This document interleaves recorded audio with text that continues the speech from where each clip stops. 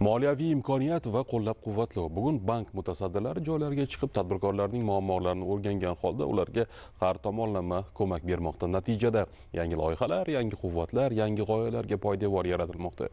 Bu borada Milliy bank ham faol ishtirok etmoqda hozir shu haqda. Bugungi kun talabi byurokratik to'siqlardan xoli, shaffof va natijador bank mijoz munosabatlarini shakllantirishdir. Bu borada O'zbekiston Milliy banki xodimlari an'anaviy ish uslubidan voz kechib, muammolarni bevosita joyda o'rganish, investitsion loyihalarni joylashgan manzilida tahlil qilish va moliyaviy yechimlarni operativ tarzda safarbar etish tizimiga o'tdi. Yosh tadbirkor zamonaviy oshxona tashkil etish bo'yicha taqdim etgan biznes rejasi bank mutaxassislari tomonidan joyida atroflicha tahlil qilindi. O'rganishlar davomida loyihaning afzal jihatlari aniqlanib, Azamat Omonboyev duch kelgan muammolar, yangi mexanizmlar hamda kafillik tizimi orqali joyida bartaraf etildi. Markaziy bank hamda Milliy bankning masofadan turib hozirda so'rovnomalar o'tkazmoqdamiz. Tadbirkorning nima muammosi bor, uni qiynayotgan savollari bo'yicha 40 dan ortiq savollar bor so'rovnomamizda. Shu so'rovnomani o'rganish natijasida har bir tadbirkor kimda qanaqa muammosi bo'lsa, borib o'rganib, joyida hal qilishi maqsad qilganmiz oldimizga.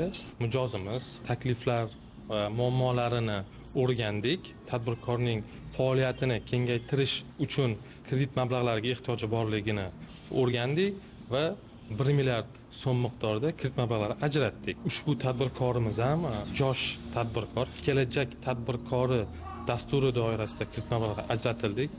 Kreditlashning an'anaviy va og'ir qoliplaridan voz kechilishi, banklarning bevosita tashabbuskorlar bilan hamkorlik darajasiga chiqishi kichik biznes subyektlarining moliyaviy barqarorligini ta'minlamoqda. Milliy bank ko'rsatgan tezkor amaliy yordam natijasida yosh tadbirkor o'z faoliyatini boshladi.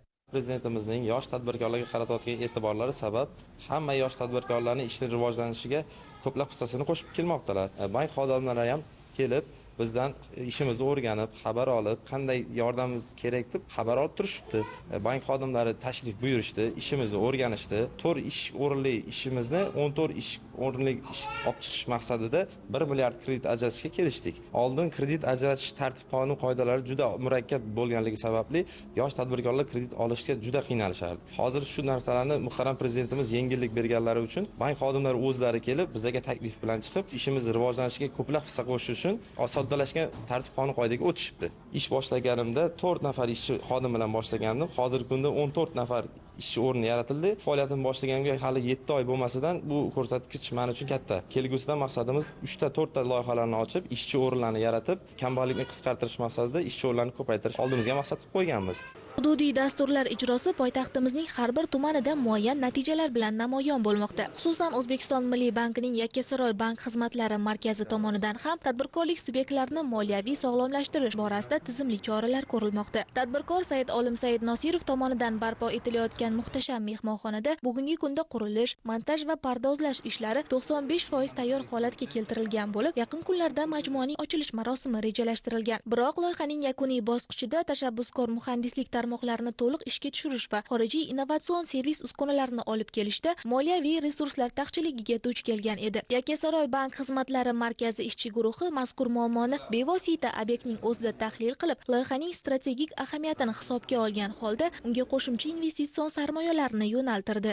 Qurilish paytida o'ziga yarasha moliyaviy va boshqa muammolarga duch kelganmiz. O'zbekiston Milliy banki bilan hamkorlikda shu mehmonxonamizning qurilishini tugatish arafasidamiz. 10-15 yil oldin kredit olish masalasi juda qiyin bo'lgan. Normativ kerakli hujjatlar yig'ilgan taqdirda ham bank tarafdan kredit ola olmaslik jarayonlariga duch kelganman. Prezidentimiz ana shu tadbirkorlarga qilayotgan qo'llab-quvvatlashlardan keyin to'g'risini aytish kerak, bankka o'zi tadbirkorlarga o'zligi kreditlash masalasi bo'yicha o'zligi murojaat qilishyapti. Bu uchun alohida prezidentimizga minnatdorchiligimizni bildiramiz. Bizning bu mehmonxonamiz 200 o'rinli bo'lib, ya'ni 100 ta xonadan tashkil topgan. Loyihamiz qiymati 12 million dollar bo'lib, hozirda qurilish ishlari 95% ga bitgan. Bu loyihamiz bitgandan keyin 60 ta ish o'rni yaratilib, O'zbekistonning shu turizmini rivojlanishiga ozgincha bo'lsa ham o'z hissamizni qo'shamiz degan umiddamiz. Tumanimizda faoliyat olib borayotgan tadbirkorning faoliyati bilan tanishgani keldik va bizga ma'lum bo'lishicha, pardoz va jihozlash ishlariga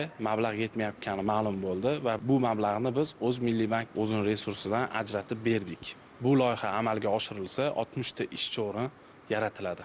Tadbirkor bilan biz suhbat davomida uni yangi loyihalari borligi bizga ma'lum bo'ldi. Kelajakda birga hamkorlikda ishlaymiz va yangi ish o'rinlari yaratilishiga o'z hissamizni qo'shamiz.